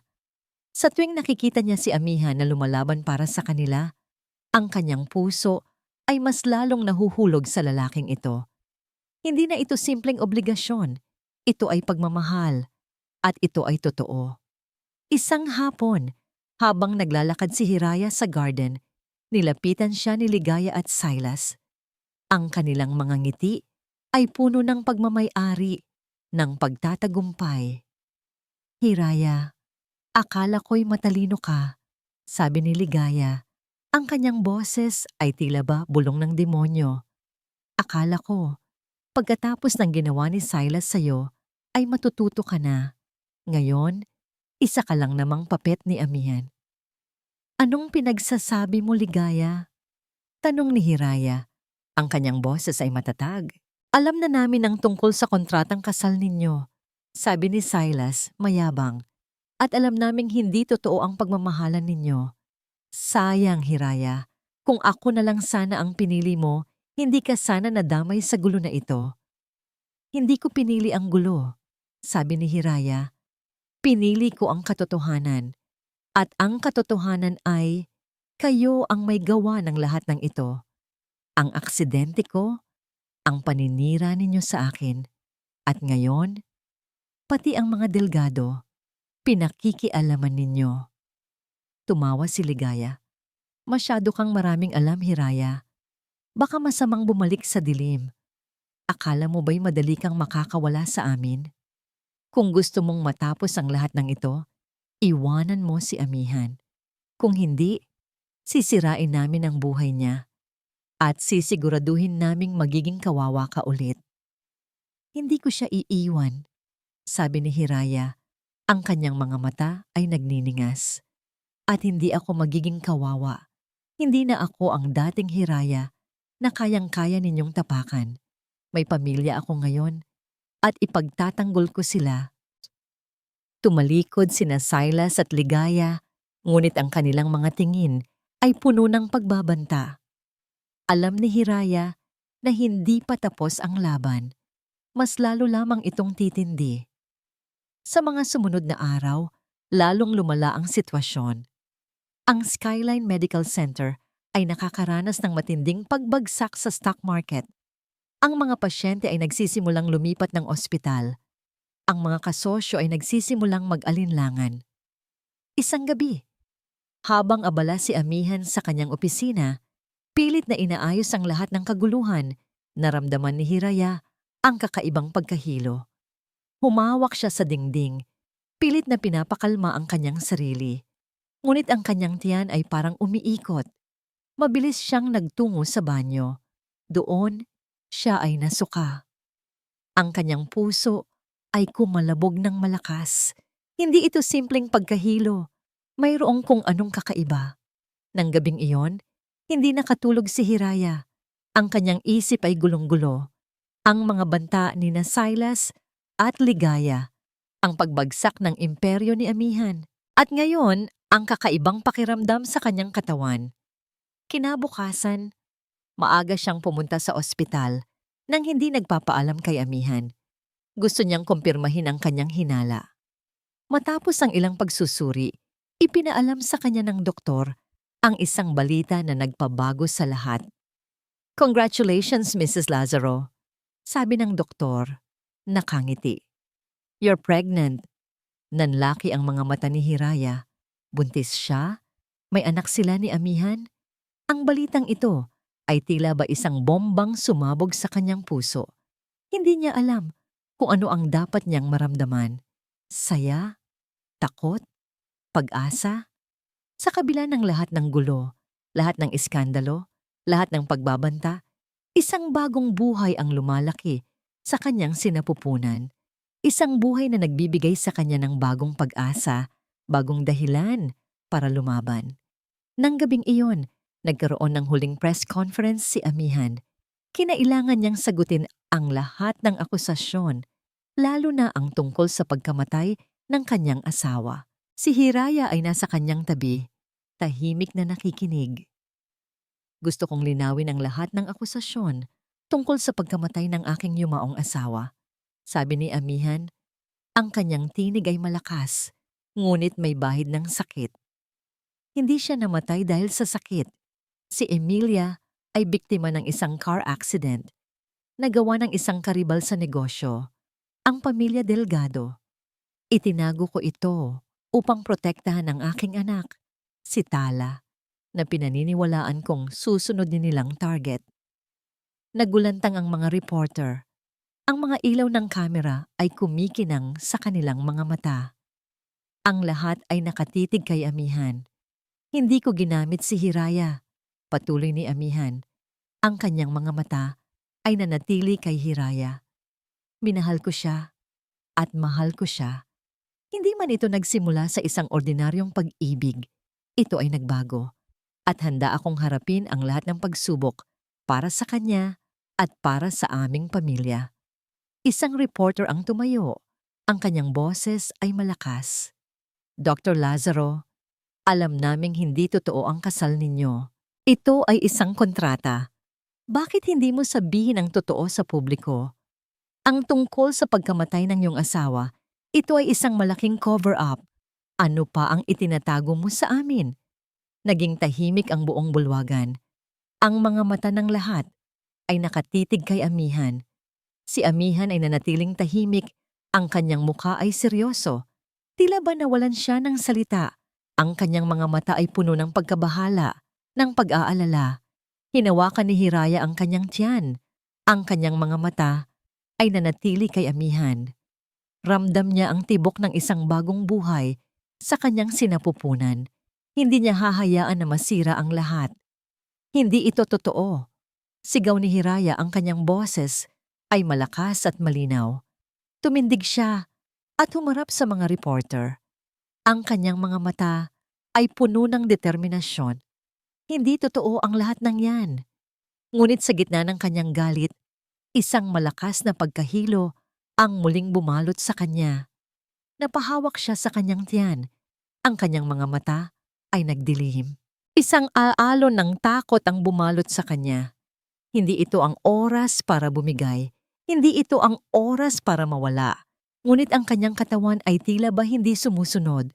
Ang kanyang mga mata ay nanatili kay Amihan, puno ng pag-aalala at isang matinding pagmamahal, habang dahan-dahan siyang nawalan ng ulirat. Nagulantang si Dr. Amihan Lazaro. Ang kanyang puso ay parang pinipiga nang makita si Hiraya na nawalan ng malay. Ang kanyang mga mata ay nanlaki sa takot. Ang ingay ng mga reporter ay tila ba nabingi sa kanyang pandinig. Ang tanging nakikita niya ay ang bumabagsak na katawan ni Hiraya at ang kanyang kamay na mahigpit na nakahawak sa kanyang tiyan. Hiraya! Sigaw ni Amihan. Mabilis siyang lumapit at sinalo si Hiraya bago pa man ito tuluyang bumagsak sa sahig. Tumawag kayo ng ambulansya. Ngayon din. Naging magulo ang buong bulwagan. Ang mga security guards ay agad na kumilos, hinarangan ang mga reporter habang buhat-buhat ni Amihan si Hiraya palabas. Ang kanyang isip ay gulong-gulo. Si Hiraya at ang kanilang anak. Hindi niya hahayaan na may mangyari sa kanila. Hindi na ulit. Mabilis silang nakarating sa Skyline Medical Center. Si Hiraya ay agad na dinala sa emergency room. Kinakabahan si Amihan habang hinihintay ang balita. Ang bawat minuto ay tila ba isang oras. Ang takot na mawala ang kanyang pamilya ay muling bumalik. Mas matindi kaysa dati. Lumabas ang doktor, ang kanyang mukha ay seryoso. Dr. Lazaro, kumusta na si Hiraya? Tanong ni Amihan. Ang kanyang boses ay nanginginig. Okay na po si Mrs. Lazaro at ang baby, sagot ng doktor. Medyo na-stress lang siya. Kailangan niya ng kompletong pahinga. Magpahinga lang siya sa ospital ng ilang araw. Napabuntong hininga si Amihan. Isang malaking gulo ang inalis sa kanyang dibdib. Pumasok siya sa silid ni Hiraya. Nakahiga ito, maputla pa rin. Ngunit nakangiti nang makita siya. Amihan! Mahina nitong sabi. Lumapit si Amihan at hinawakan ang kamay nito. Okay ka lang ba? Ang baby? Okay kami, Amihan. Ngiti ni Hiraya. Pero kailangan na nating tapusin ito. Hindi ko kayang may mangyari sa ating pamilya. Tumango si Amihan. Alam niyang tama si Hiraya. Hindi na niya pwedeng itago ang katotohanan. Ang banta sa kanyang pamilya ay nagtulak sa kanya na gawin ang pinakamahirap na desisyon, ang ilantad ang lahat. Kinabukasan, habang nasa ospital pa si Hiraya, ipinagpatuloy ni Amihan ang kanyang mga plano. Nag-organisa siya ng isang bagong press conference, ngunit sa pagkakataong ito, hindi lang siya ang magsasalita. Nang hapon na yon, matikas na tumayo si Amihan sa harap ng media. Ang kanyang mukha ay seryoso. puno ng determinasyon. Sa kanyang tabi, nakatayo ang kanyang pribadong investigador at isang abogado. Magandang hapon sa inyong lahat, panimula ni Amihan. Ang kanyang boses ay malakas at malinaw, puno ng awtoridad. Nandito ako ngayong araw upang linawin ang lahat ng balita at akusasyon na kumalat sa nakaraang mga linggo at upang ilantad ang katotohanan. Isang serye ng mga dokumento ang ipinakita sa screen sa likuran ni Amihan, mga ebidensya, mga ulat ng investigasyon at mga bank statement. Una, ang pagkamatay ng aking yumaong asawa, si Emilia. Patuloy ni Amihan. Hindi siya namatay dahil sa sakit. Si Emilia ay biktima ng isang car accident na gawa ng isang karibal sa negosyo, ang pamilya Delgado. Mayroon akong mga ebidensya na magpapatunay na sila ang nagplano ng aksidente upang takutin ako at sirain ang aking negosyo. Nagulat ang mga reporter. Ang bulwagan ay napuno ng bulungan. Pangalawa, ang aksidente ng aking asawa, si Hiraya Talavera Lazaro, sa kanyang sastrehan. Sabi ni Amihan, ang kanyang tinig ay lumamig. Mayroon din akong mga ebidensya na magpapatunay na si Silas Alvarez, ang kanyang dating kasintahan, ay may kinalaman sa aksidente. Ang pagpapabaya sa maintenance ng makina at ang misteryosong pagkamatay ng maintenance staff ay hindi simpleng aksidente. Ito ay bahagi ng isang mas malaking plano upang sirain si Hiraya. Ipinalabas ni Amihan ang larawan ni Silas kasama ang maintenance staff at ang mga dokumentong nagpapakita ng pagbabawas ng pondo para sa safety protocols sa sastrehan. At pangatlo, ang aking kontratang kasal kay Hiraya. Sabi ni Amihan, ang kanyang mga mata ay nanatili sa mga reporter. Oo, nagsimula ito bilang isang kasunduan, isang paraan upang protektahan si Tala at upang bigyan ng pagkakataon si Hiraya na makakita muli. Ngunit sa paglipas ng panahon, nagbago ang lahat. Ang aming kasal ay naging totoo. Ang aming pagmamahalan ay naging totoo. At si Hiraya ay nagdadalang tao ngayon ng aming unang anak. Isang alon ng pagkabigla ang bumalot sa bulwagan. Ang mga reporter ay nagulat. Ang mga kamera ay kumikinang. Ang balita ay tila ba sumabog sa lahat ng direksyon. Sa mga sandaling iyon, dahan-dahang lumabas si Hiraya mula sa likuran, kasama si Tala. Hawak niya ang kamay ni Tala at ang kanyang tiyan ay bahagyang umbok. Ang kanyang mukha ay maputla pa rin, ngunit ang kanyang mga mata ay puno ng tapang at determinasyon. Minahal ko si Silas, sabi ni Hiraya. Ang kanyang boses ay malakas at malinaw, umalingaw-ngaw sa buong bulwagan. Ngunit niloko niya ako, pinagtaksilan niya ako, at ang kanyang pagtataksil ay nagdulot sa akin ng sakit at pagkawala ng paningin. Ngayon, nakakakita na ako at nakikita ko na ang katotohanan. Lumingon si Hiraya kay Amihan at ngumiti. Mahal ko si Amihan, hindi dahil sa pera o kapangyarihan, kundi dahil sa kanyang pagmamahal, sa kanyang pagprotekta sa akin, at sa pagiging isang mabuting ama kay Tala. Hindi man perpekto ang aming simula, ngunit ang aming pag-ibig ay tunay, at handa kaming harapin ang lahat ng pagsubok ng magkasama. Ang mga reporter ay natahimik. Ang kanilang mga mata ay nakatitig kina Hiraya at Amihan.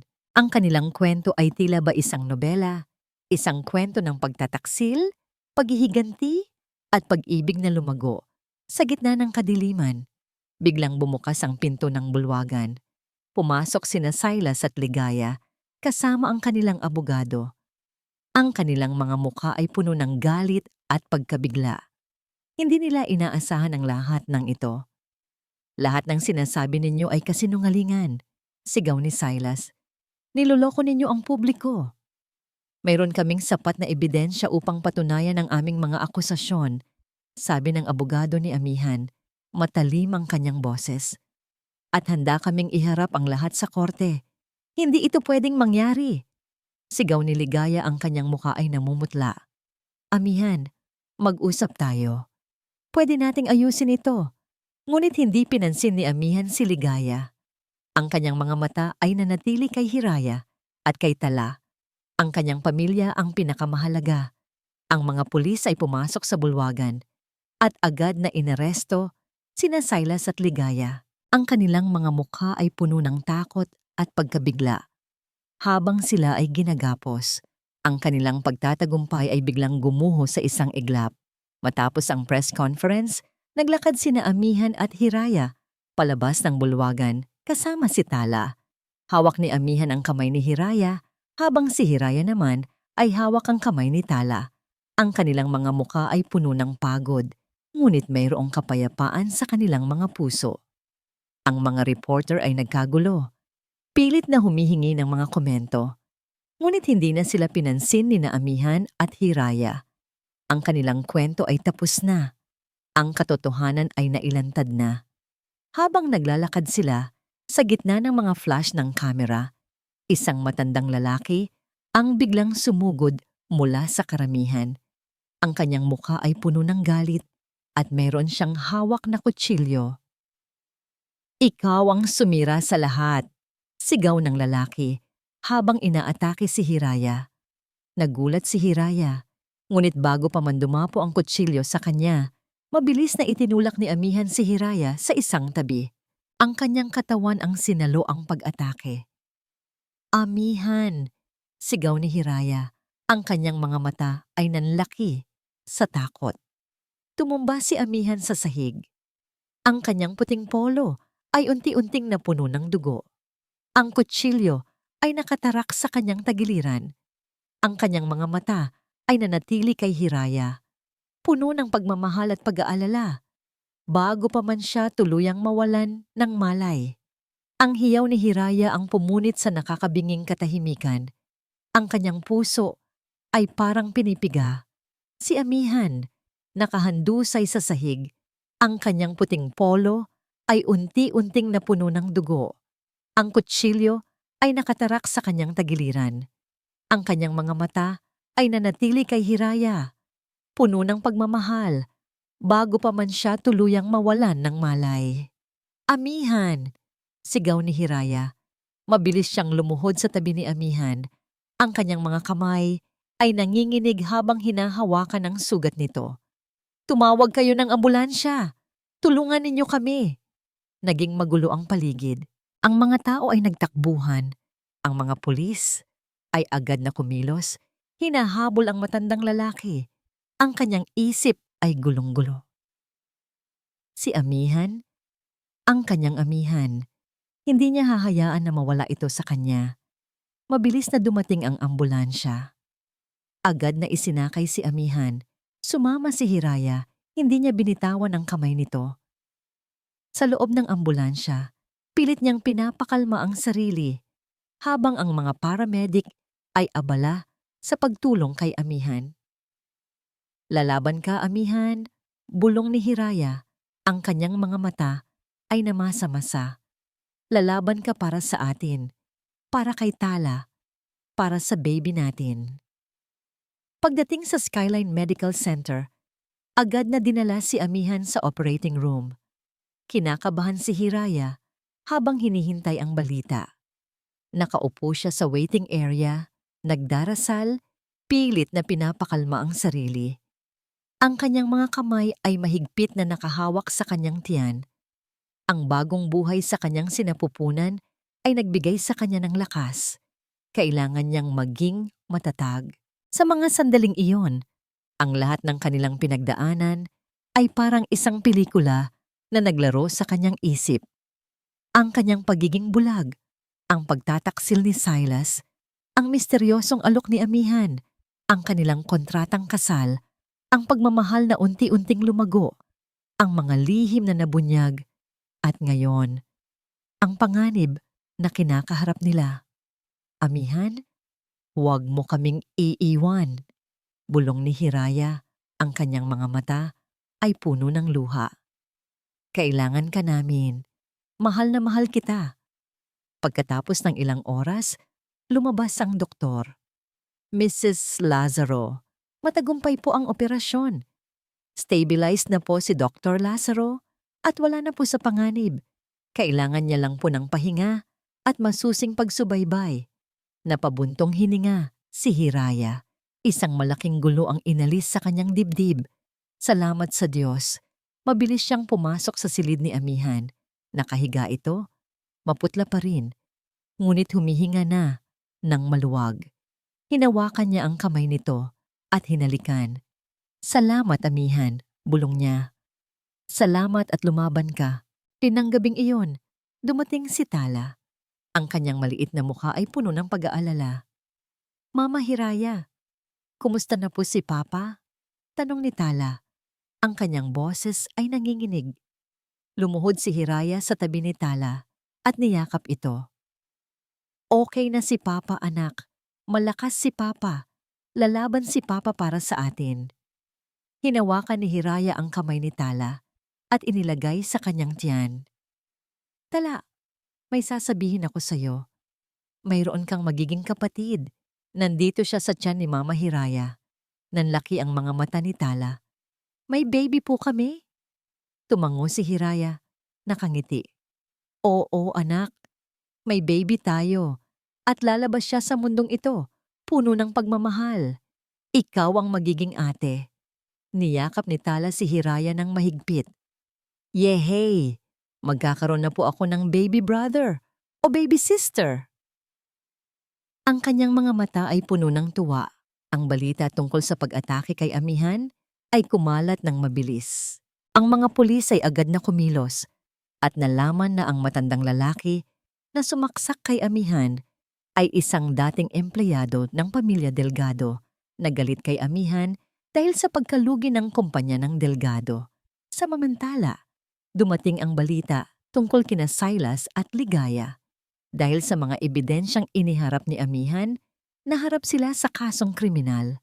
Si Silas ay kinasuhan ng negligent homicide sa pagkamatay ng maintenance staff at kasong fraud at pagpapabaya sa kanyang negosyo na nagdulot ng aksidente kay Hiraya.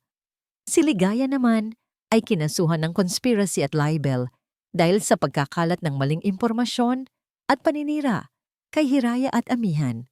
Ang kanilang pagtatagumpay ay nauwi sa pagkakakulong.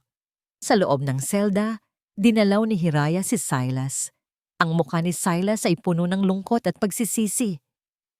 Hiraya, sabi ni Silas. Ang kanyang boses ay mahina. Patawarin mo ako. Patawarin mo ako sa lahat ng ginawa ko sa'yo. Naging bulag ako sa pera at kapangyarihan. Tiningnan ni Hiraya si Silas. Hindi na siya galit. Mayroong kapaitan pa rin sa kanyang puso. Ngunit mas nangingibabaw ang kapayapaan. Pinatawad na kita, Silas. Hindi dahil sa nararapat ka, kundi dahil sa sarili ko. Ayaw kong maging bilanggo ng galit. Ngunit hindi ko makakalimutan ang lahat ng ginawa mo. Tumalikod si Hiraya at umalis. Ang kanyang puso ay malaya na. Wala na ang galit, wala na ang puot. Ngayon, ang tanging nararamdaman niya ay pag-asa at pagmamahal. Pagbalik ni Hiraya sa ospital, nakita niya si Amihan. Gising na. Nakangiti ito nang makita siya. Kumusta na ang bayani ko? Ngiti ni Hiraya. Okay na ako. Ngiti ni Amihan. Ang kanyang mga mata ay puno ng pagmamahal. Pero may tanong ako. Ano iyon? Tanong ni Hiraya. Nasaan ang baby natin? Tanong ni Amihan. Ang kanyang mga mata ay nakatitig sa tiyan ni Hiraya. Niyakap ni Hiraya si Amihan. Ang kanyang mga mata ay namasa-masa sa tuwa. Nandito siya. Kasama natin. Naghihintay sa atin, Amihan. Naghihintay sa ating bagong simula. Isang luha ang lumabas sa mata ni Amihan. Hinalikan niya si Hiraya sa noo. Ang kanilang pag-ibig ay lumago sa gitna ng kadiliman at ngayon ay handa na silang bumuo ng isang bagong simula, puno ng pag-asa at pagmamahal. Unti-unting gumaling si Dr. Amihan Lazaro. Ang kanyang sugat ay humilom, Ngunit ang peklat ay mananatili bilang paalala ng kanilang matinding pagsubok. Sa mga linggo ng kanyang paggaling, hindi umalis si Hiraya sa tabi niya. Ang kanilang pagmamahalan ay mas lalong lumalim, naging mas matatag at mas totoo. Wala na ang kontrata, wala na ang mga lihim. Ang tanging naroon ay pagmamahal, tiwala, at pag-asa para sa kanilang pamilya. Isang araw, habang nasa hospital garden si Amihan at Hiraya, kasama si Tala, dumating ang mga papeles mula sa korte. Si Silas Alvarez at Ligaya Solis ay nahatulan na. Si Silas ay nakulong ng ilang taon dahil sa kanyang mga kaso, habang si Ligaya naman ay nakulong din dahil sa kanyang mga krimen. Ang pamilya Delgado ay nagbayad din ng malaking danyos perwisyo sa pamilya Lazaro at sa mga pamilya ng mga biktima. Ang lahat ng hustisya ay natamo na. Sa wakas, bulong ni Hiraya habang nakatitig sa mga ulap. Tapos na ang lahat. Hinawakan ni Amihan ang kamay ni Hiraya. Oo, mahal ko. Tapos na ang lahat. Ngayon, pwede na tayong magsimula ng bagong buhay. Ikinasal sina Amihan at Hiraya sa isang simple ngunit napakagandang seremonya sa Villa Bituin. Hindi na ito isang kasunduan, kundi isang pagdiriwang ng pag-ibig na nagtagumpay sa lahat ng pagsubok. Si Tala ang naging flower girl at ang kanyang ngiti ay mas maliwanag pa sa sikat ng araw. Ang kanilang mga pamilya at malalapit na kaibigan ay naroon upang saksihan ang kanilang sumpaan. Hiraya, mahal ko, sabi ni Amihan habang hawak ang kamay ni Hiraya. Hindi ko akalain na makakahanap pa ako ng pag-ibig matapos ang lahat ng aking pinagdaanan. Ngunit ikaw ang nagbigay sa akin ng bagong pag-asa, bagong dahilan para magmahal. Mahal na mahal kita at ipinapangako kong iingatan ka at ang ating mga anak habang buhay. Ngumiti si Hiraya. Ang kanyang mga mata ay namasa-masa. Amihan, mahal ko. Akala ko'y magtatapos na ang lahat nang mawalan ako ng paningin at niloko ako. Ngunit ikaw ang naging ilaw sa aking kadiliman, ang nagpakita sa akin ng tunay na kahulugan ng pag-ibig. Mahal na mahal din kita at ipinapangako kong magiging tapat ako sa iyo at sa ating pamilya habang buhay. Isang matamis na halik ang naganap sa pagitan nila na sinundan ng palakpakan at hiyawan ng pagbati. Ito ang simula ng kanilang bagong kabanata. Matapos ang kasal, naging abala si Hiraya sa kanyang bagong pangarap, ang kanyang sariling fashion design studio. Sa tulong at suporta ni Amihan, nagbukas siya ng isang elegante at modernong boutique na pinangalanan niyang Hiraya's Creations. Ang kanyang talento sa pagdidisenyo at pagtatahi ay muling nabuhay at ngayon ay mas malakas pa kaysa dati. Sa kanyang unang fashion show, ipinagmalaki ni Hiraya ang kanyang koleksyon. Ang bawat disenyo ay sumasalamin sa kanyang paglalakbay, ang kanyang pagiging bulag, ang kanyang sakit, ang kanyang pagbangon at ang kanyang paghahanap ng pag-ibig. Ang kanyang mga disenyo ay puno ng kulay, ng pag-asa at ng inspirasyon. Nasa audience si Amihan, kasama si Tala. Ang kanyang muka ay puno ng pagmamalaki habang pinapanood si Hiraya. Nakita niya ang bawat ngiti ni Hiraya, ang bawat kumpas ng kamay nito. Hindi na ito ang dating Hiraya na puno ng sakit at hinanakit. Ito ay isang Hiraya na puno ng pag-asa, ng pangarap, at ng pagmamahal. Mama Hiraya, ang ganda-ganda mo po, bulong ni Tala. Habang hinahawakan ang kamay ni Amihan, ngumiti si Amihan. Oo, anak, ang mama mo ay napakagaling. Ang fashion show ni Hiraya ay matagumpay. Ang kanyang mga disenyo ay pinuri ng mga kritiko at ng publiko. Sa isang iglap, siya ay naging isang sikat na fashion designer. Ngunit sa kabila ng kanyang tagumpay, nanatili siyang mapagpakumbaba at ang kanyang puso ay nanatili sa kanyang pamilya. Habang lumalaki ang tiyan ni Hiraya, lalong lumalaki ang pagmamahalan sa kanilang tahanan. Si Amihan ay laging nasa tabi niya, inaalagaan siya, sinusuportahan ang bawat pangangailangan niya. Si Tala naman ay excited na magkaroon ng baby brother o baby sister. Isang araw, habang nasa sala sila, nagpaplano ng pangalan para sa kanilang baby, biglang sumakit ang tiyan ni Hiraya. Amihan, parang manganganak na yata ako, sabi ni Hiraya. Ang kanyang mukha ay namumutla. Agad na binuhat ni Amihan si Hiraya at mabilis silang nagtungo sa ospital. Kinakabahan sila, ngunit puno ng pag-asa. Ito ang simula ng kanilang bagong buhay, ng kanilang bagong pamilya. Sa ospital, habang nasa delivery room si Hiraya, hawak ni Amihan ang kanyang kamay. Ang sakit ay matindi, ngunit ang kanyang isip ay nanatili kay Amihan at sa baby na malapit nang lumabas. Lalaban ka, mahal ko! Bulong ni Amihan.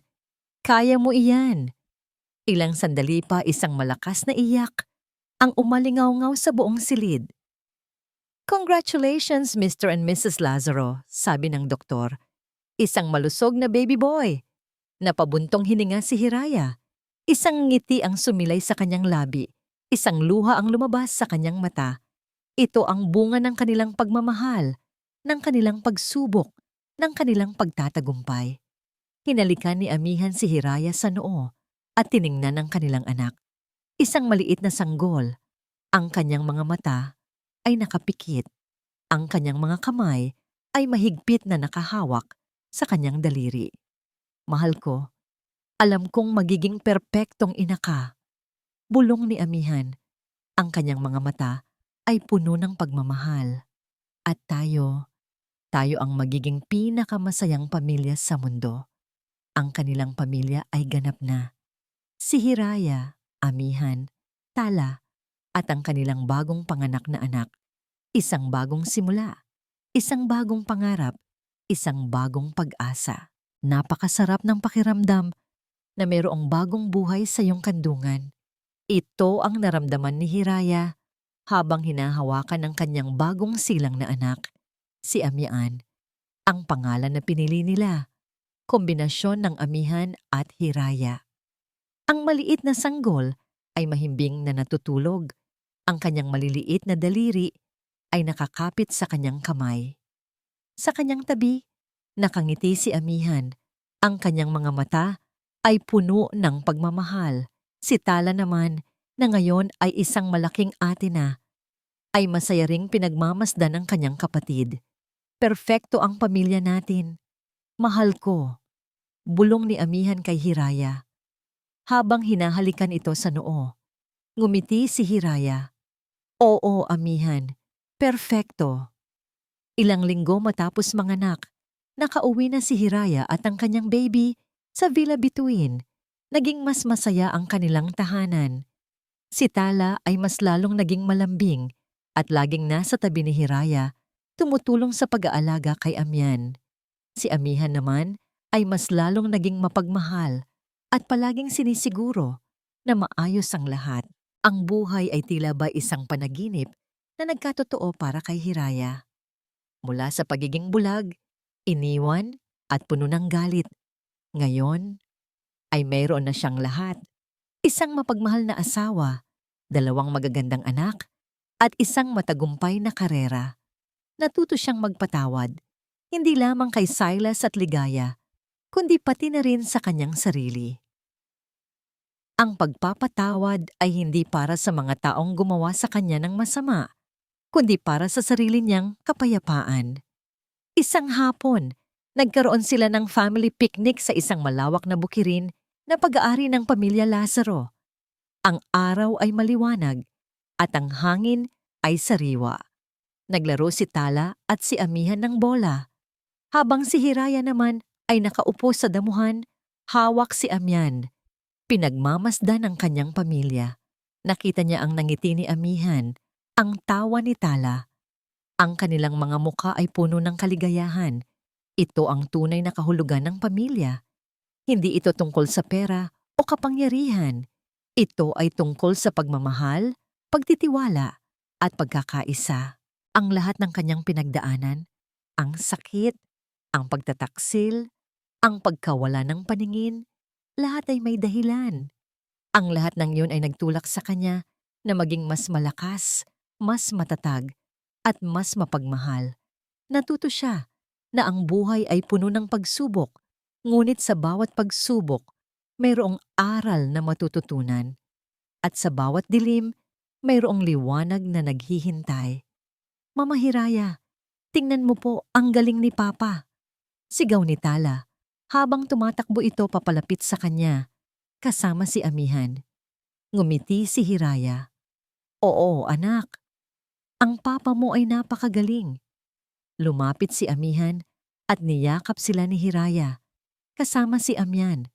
Isang buong pamilya. Isang pamilya na binuo sa pag-ibig, pag-unawa, at pagpapatawad. Mahal ko, ano ang iniisip mo? Tanong ni Amihan. Iniisip ko kung gaano ako kaswerte. Sabi ni Hiraya, sa lahat ng aking pinagdaanan, hindi ko akalain na makakamit ko ang ganitong kaligayahan. Salamat, Amihan. Salamat sa lahat. Hinalikan ni Amihan si Hiraya. Walang anuman. Mahal ko, ikaw ang nagpabalik ng buhay sa akin. Ikaw ang nagbigay ng kulay sa aking mundo. Tiningnan ni Hiraya ang kanyang pamilya. Ang kanyang puso ay puno ng kapayapaan. Malaya na siya sa lahat ng galit, sa lahat ng puot, sa lahat ng sakit. Ang kanyang puso ay puno ng pag-ibig, at ang pag-ibig na yon ay walang hanggan. Nakatitig siya sa kalangitan na may mga ulap na tila ba nagbibigay ng pag-asa. Ang kanyang paglalakbay ay puno ng pagsubok, ngunit sa huli, natagpuan niya ang tunay na kaligayahan. Ang kanyang kwento ay isang patunay na kahit sa pinakamadilim na bahagi ng buhay, mayroong laging liwanag na naghihintay. Ang kailangan lang ay maniwala, magmahal, at magpatawad. Hindi na siya ang dating Hiraya na bulag sa mundo. Ngayon, nakakakita na siya. At ang kanyang paningin ay mas malinaw pa kaysa dati. At dito nagtatapos ang kwento, Nina Hiraya at Amihan, mga minamahal naming tagapakinig. Isang malaking pasasalamat po sa inyong walang sawang pagsubaybay sa bawat kabanata ng buhay ni Hiraya at Amihan. Mula sa pinakamadilim na bahagi ng kanilang pagsubok hanggang sa pinakamaliwanag na sandali ng kanilang pagmamahalan. Kasama namin kayo sa bawat pagluha, pagngiti, at pag-asa. Hindi naging madali ang paglalakbay na ito, hindi lang para sa mga karakter, kundi maging sa akin bilang inyong manunulat. Bawat salita, bawat damdamin ay pilit kong nilalapat upang maiparating ang lalim ng kanilang pinagdaanan. Naramdaman ko ang sakit ni Hiraya nang siya'y mabulag at pagtaksilan, ang lungkot ni Amihan sa kanyang nakaraang puno ng lihim, at ang unti-unting paglago ng kanilang pag-ibig na nagbigay liwanag sa kanilang mga buhay. Ang bawat twist at bawat kabanata ay binuo ng may pagmamahal. Umaasang ito ay mag-iiwan ng marka sa inyong mga puso. Naway ang kwentong ito ay naghatid ng mahalagang mensahe na kahit gaano man kalalim ang sugat ng nakaraan at gaano man kadilim ang landas na tinatahak, ang pag-ibig ay laging makakahanap ng paraan upang umusbong. Ang pagpapatawad ay hindi lamang para sa iba, kundi para sa ating sarili. Isang susi sa tunay na kapayapaan at kalayaan. At ang pag-asa, ito ang pinakamahalagang sandata laban sa kawalan ng direksyon. Muli, taos-puso po akong nagpapasalamat sa inyong pagmamahal at suporta. Ibahagi niyo po ang inyong mga saloobin at damdamin sa comment section. Ano po ang pinakapaborito ninyong sandali? Anong aral ang inyong natutunan? Mahalaga po sa amin ang inyong bawat komento. Maraming salamat po at hanggang sa muli.